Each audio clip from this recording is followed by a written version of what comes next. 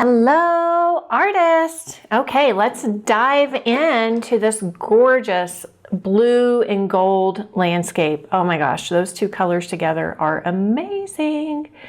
Okay, just to keep you oriented on a little bit of a change in the supplies, pretty much the same colors, just fewer colors. And then my white is different for plein air. I use a titanium zinc white, but you can use any white that you have. I just like the titanium zinc for plein air painting. Okay, when I tone for a landscape, 9 times out of 10, I'm gonna just tone with like a yellow ochre with my medium because I really love that glow. If you wanted it to be a little more orangey, you can add a little red into it. If you don't want it quite so, I guess, warm and glowy, you could tone it down with a little bit of blue. But I really love a real nice, warm, glowy undertone.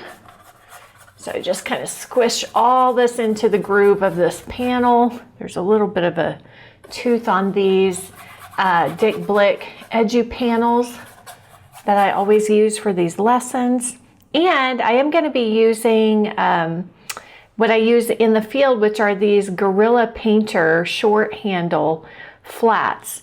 And that's mostly, I do like flats more for landscape painting, especially because sometimes you'll get architectural elements in a landscape, not in this one today, but and the flats are just so much better for creating, you know, a roof line or a straight edge on a building or a fence post or something like that. So, all right, so once that is toned, we will be good to go. And then the short handle is just because my plein air gear is really small. I try to keep my plein air gear really, really small. And so these fit in my little plein air bag perfectly. So that's why I use those. Now, I want to just make this mix a little bit darker. I'm using some Venetian red today. If you have Terra Rosa, that will work as well. Just an earth red, even an Indian red is a little bit cooler, but basically this is an earth red that's very opaque. And the one I usually have on the supply list is the Terra Rosa, but today, just for just so that you know, I'm using Venetian red. And they're very, very similar. Terra Rosa is just a little bit more orangey than Venetian red. Okay, so I'm going to start first by approximating these thirds. That's really going to help me guide my placement of my elements on the canvas.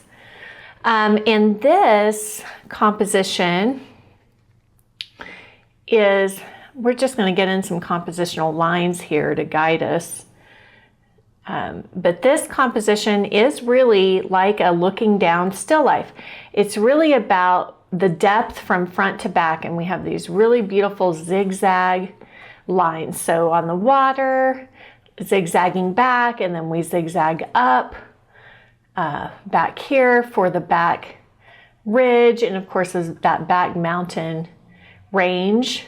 And if you're not a huge fan of mountains, this could also be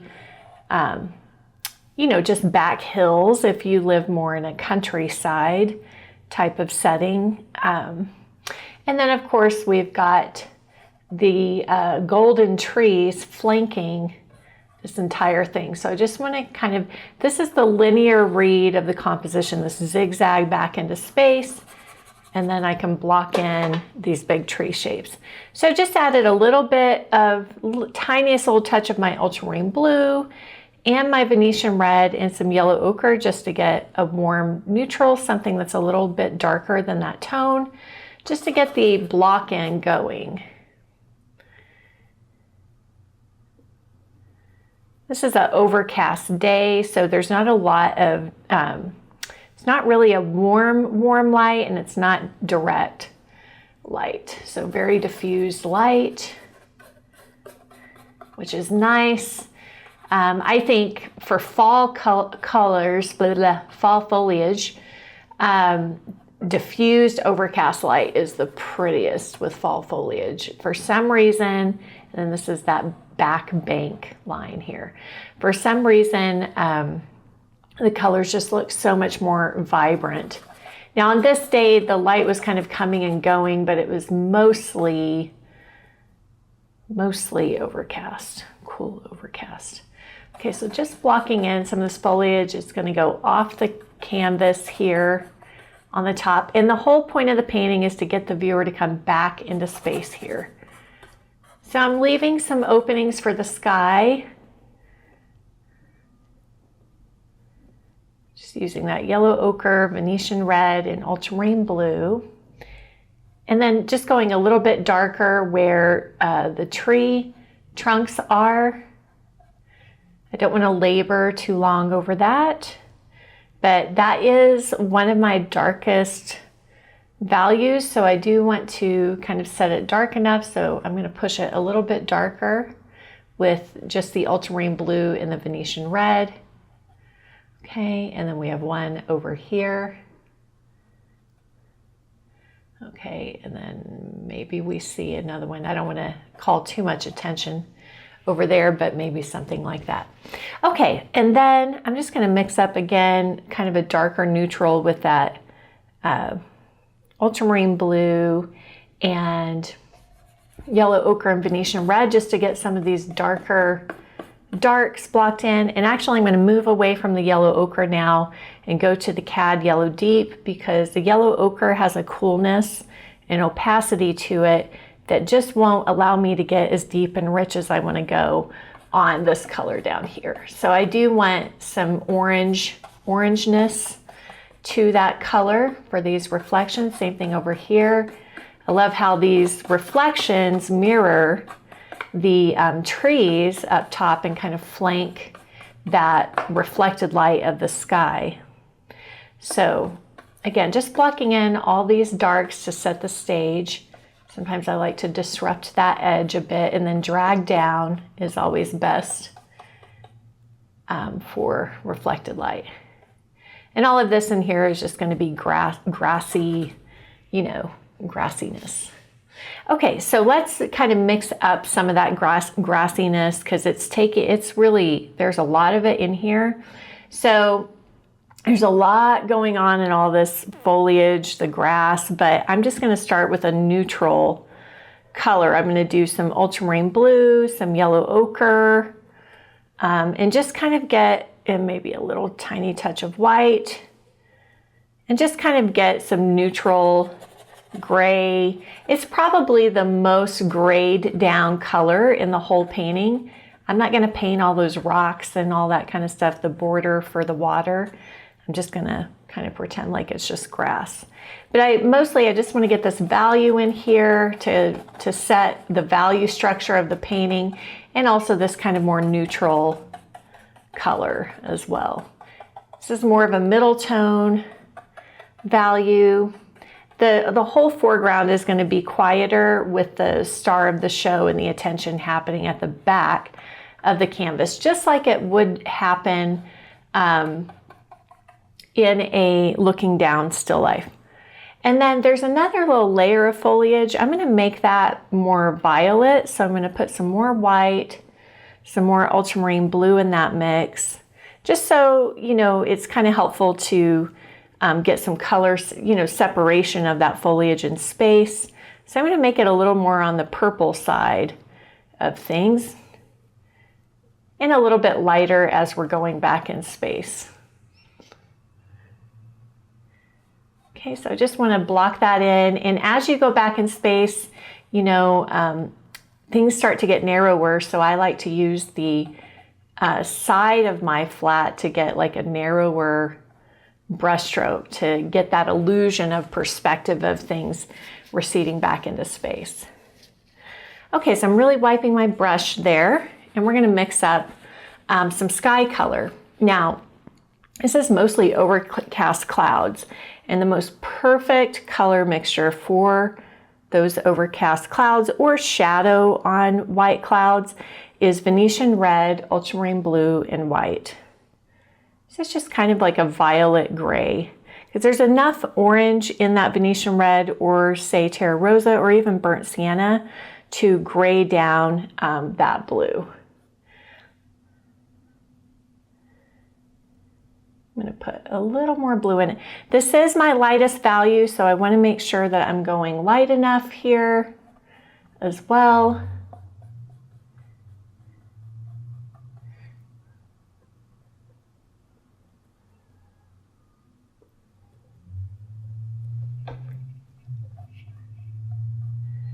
Okay, and then just peekabooing some of that where I see some sky holes in the trees. It's easier to paint the foliage on top of this, and I'm using, you know, vertical strokes and flat to the canvas.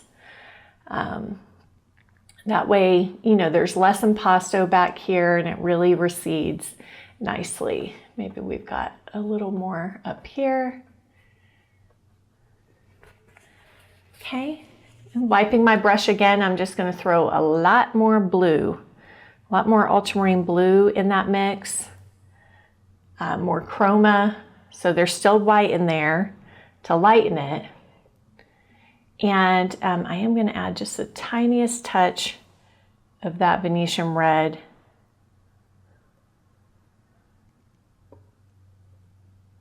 It's mostly blue and white, a little bit of Venetian red.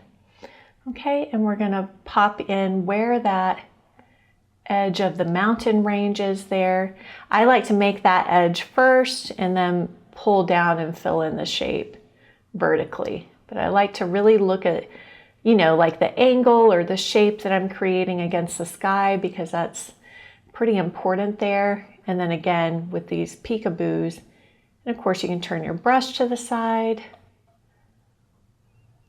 There is some golden, back ridge of golden trees back behind there that I do want to get in there. So I'm going to leave a little bit of space for that. Okay. So now going into this fall foliage, we need some thicker paint. We need some more chroma. Now, I noticed my photo reference looked more yellow digitally on the computer, but whenever I printed it out, the foliage looks much more kind of in the yellow-orange family, more on the orange side. So I'm going to paint it more on that orange side. You're welcome to, you know, go more yellow. And of course, with digital, you know, depending on the monitors and all the color calibration stuff, you know, everybody's colors digitally look a little bit different. So I'm putting in a little bit of blue here to kind of deepen this mixture. I don't want to start out too light, just because vertical trees are darker in value. They're actually one of your darkest values in the painting. Usually your sky is the lightest, then any flat ground planes are usually the next lightest. But I'm gonna just pitch this value a little bit darker so that I can build lighter, brighter color on top where needed. And again, we're just using those same three colors. This time it just has more of the yellow and red in the mix and just enough blue to darken it and desaturate it. And if some of your mixture, you know, has a little more red, well, that's great. You know, you do want some broken color and variety happening. And then, as you can see, I like to use the tip of my brush and just so that it lays down on top of that wet paint and kind of get some of those frillier or lacier edges on the foliage. But make sure you're really loading enough paint on this brush. And you do kind of want to soften those edges against the sky as well. So don't worry if your white is mixing into your edges of your foliage. You want that. A lot of times people think that they're making a mistake or that they've messed up whenever that happens, but that is not true. That's exactly how you want it to go, how you want to do it. Okay. This side over, you know, this is going to be kind of the star attraction tree here on the right-hand side. This side over here, it looks like a little more kind of dull in color. It's not, the angle of the light is on the left side, even though this is diffused light. I can tell that this tree is getting a little more light hitting it and glow, and this side is just a little bit darker and duller. Plus, anytime the sun did break through while I was out there in the field, I could tell more easily what direction the light was coming from. You know, and all of that is just stuff that you learn with experience, with a lot of painting and a lot of just paying attention. I know whenever I first started painting landscape in art school, just something like being able to see the direction of the light was difficult. And it's just a part of the learning process. You know, you begin to really understand light and how it works and what to look for. Okay, so the main thing is pitching this value dark enough so that we really get that beautiful contrast against the sky back there. And I'm going to pop in some of these green notes as well, kind of a olivey green for some broken color in here. Because sometimes the tendency is to just paint too pure of chroma on these fall trees right away, and then they look really fake and not very realistic. So it's kind of counterintuitive to mix up, you know, something this dull and put it on. So, but that's, you know, that's what has to happen in order for this to end up looking right in the end. Because I think our natural instinct is to go, you know, full force right away with that full chroma. But actually, if you look at all the colors in this scene, the most saturated color is the blue of the mountains, and then we have some little golden saplings in the foreground, which are a more pure yellow. Okay, I'm out of that cad yellow deep, so let me refill that right quick. Okay, I'm using a fairly sizable brush, I feel, but it's just taking a while to get all this blocked in.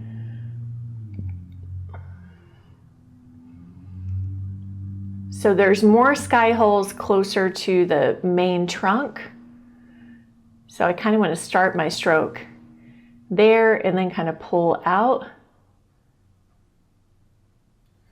Smaller and finer, just using the very tip of that brush. There's another tree actually here. Smaller tree. There's even a duck in here flying if you want to put that duck in. It was such a beautiful day. Okay, so just finishing up getting these tree form foliage blocked in. And this side over here, I'm just going to make it foliage because we don't want the viewer getting stuck there. Okay, so this side of the composition, we want to be a little bit quieter. Anything that gets really close to the edges like that, you do want to go a bit quieter on it.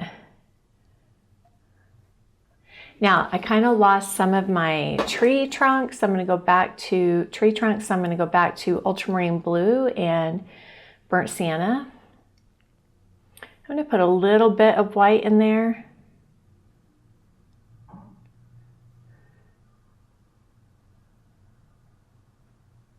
And I really like to look for, you know, just to really squinting and really look for the main ones that are more dominant and showing up. Your trunk should always be a little fatter or thicker towards the base and always taper as they are moving away from the main trunk.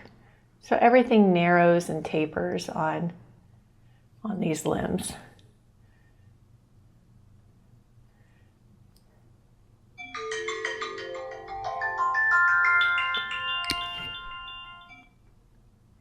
Okay, so let's see here. We've got about 10 minutes left. I'm just going to restate this one. And it's nice to not draw these all the way through. It's nice to kind of disconnect some of them, because that's basically how our eye perceives it. You know, foliage is covering up some of the trunks and all that good stuff. So not drawing, you know, a super fine straight line all the way through. And of course you get a lot of these kind of V shapes and whatnot. Okay, now we need to mix up that lighter golden yellow tree ridge line that's back in the distance. So I'm gonna add a lot more Cad Yellow Deep to this mix and a tiny touch of that Venetian Red again. And this time, these are just gonna be like these flat shapes against the mountain. And then there's some kind of peekabooing through here. And I'm even gonna start to put in a little bit of that lighter, cooler Cad Lemon. Cool this mix off a little bit, push it back into space, because these actually look a little more chromatic. And again, a little cooler to kind of push them back.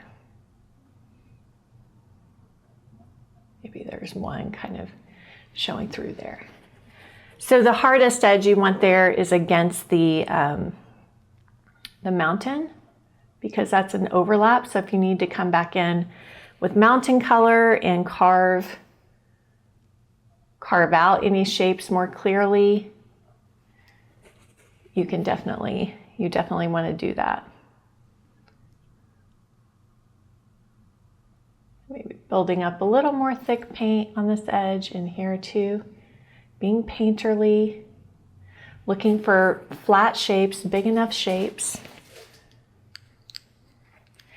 And then I need to get some of that sky color reflecting down in the water in here. So I still have some of that Venetian Red and Ultramarine Blue on my palette. I will warm that up a little bit with some yellow ochre as well, since this is in front.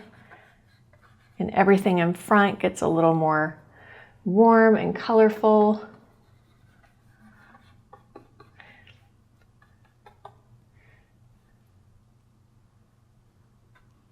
Okay, and then we do see some of that peekaboo, and then of course getting the effect of the reflections of the water on top. So going horizontal now to get any of those reflections that we see, any major separations in between the tree shapes in the water as well.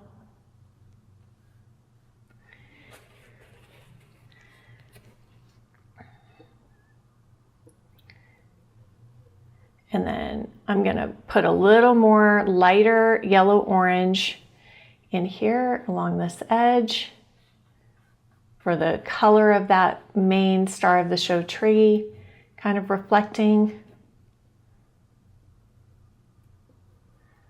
I don't want it to dominate over the actual tree, but we do want to kind of get some of that color in there. This is a very light touch. I'm just barely touching the surface, almost like a brushing of it on. Same thing on this side. So building up, destroying, building up, destroying. Okay, and then we need a little bit of a darker edge on the bank. So I'm going back to my Ultramarine Blue and Venetian Red, just to push that a little bit darker. And really anchor these bank lines down.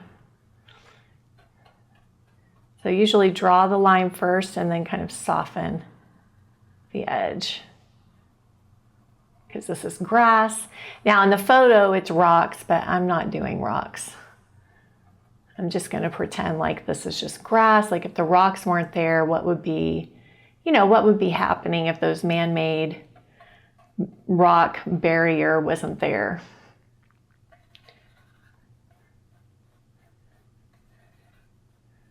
And then I'm also seeing, some of the greens of the foliage above. So I'm going to use Cad Yellow Deep and Ultramarine Blue with a little bit of that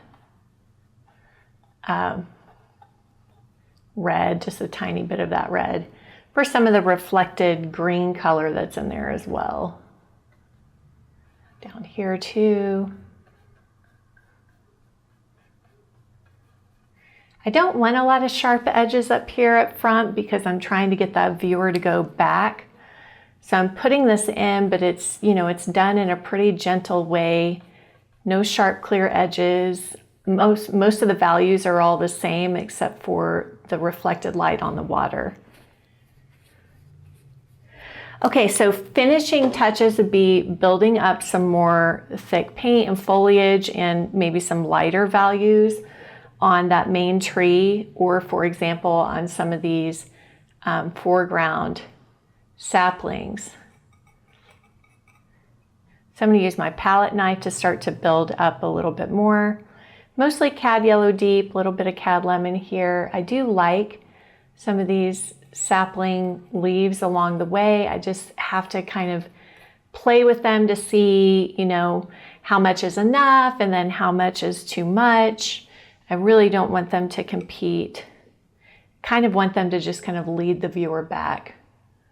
But like up here, I can start to build more impasto, more light on this tree on top of that dark. And oftentimes I just like to switch back and forth from brush to palette knife, just to get the variety of texture that I'm looking for. And I'm using this smaller, this one is a filbert, not a flat on this foliage, but you can also use a flat.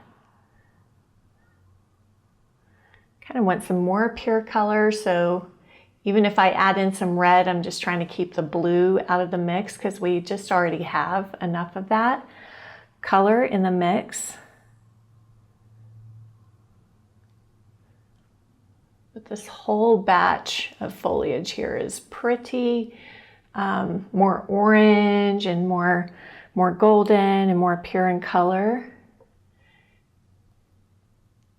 And I can really take this as bright and colorful as I want, as long as I don't lose the brightness or the chroma of the blue and of this back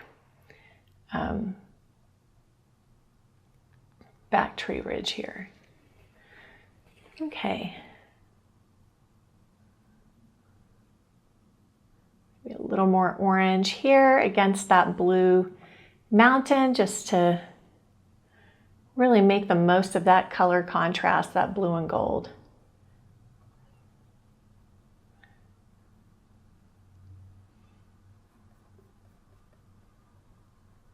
Just kind of scrubbing in when I need to blend a little bit or get some softer gradations, and then applying paint flat whenever I need more pop, like a more cleaner shape and more pop of color.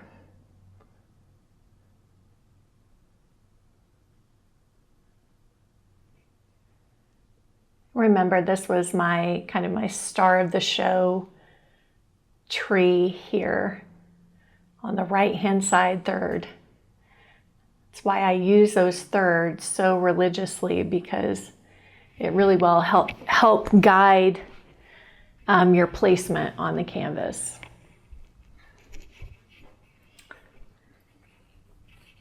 And then I think actually I would like to get a little more peekaboo of the blue mountain back in here, like a bigger shape around this tree trunk and orange.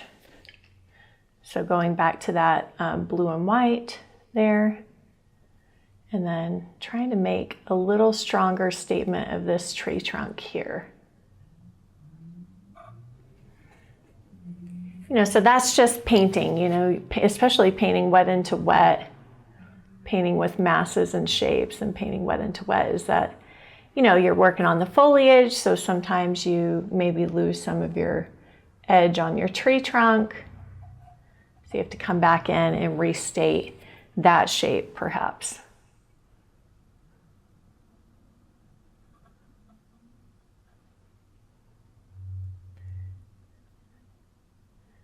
I'm just trying to get a little bit more clarity on this overlapping foliage that's in light over the foliage that's back behind in shadow to get a little more depth in this tree.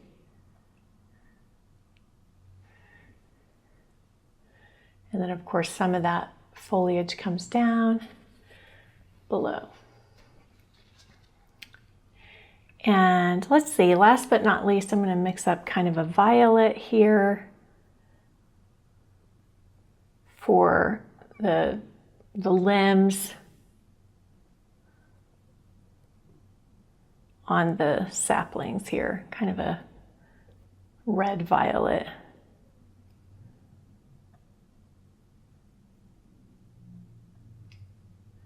And you can also use a palette knife for that if you can't quite get a fine enough edge using the brush. Maybe just a couple more hits of overlap for these little sapling leaves here, with a little more of that lemon yellow added in. And I think that kind of adds a little finer shape.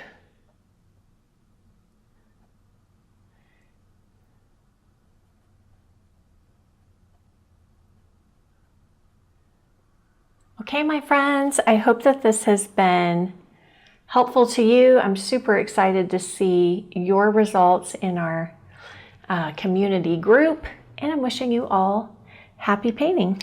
Bye.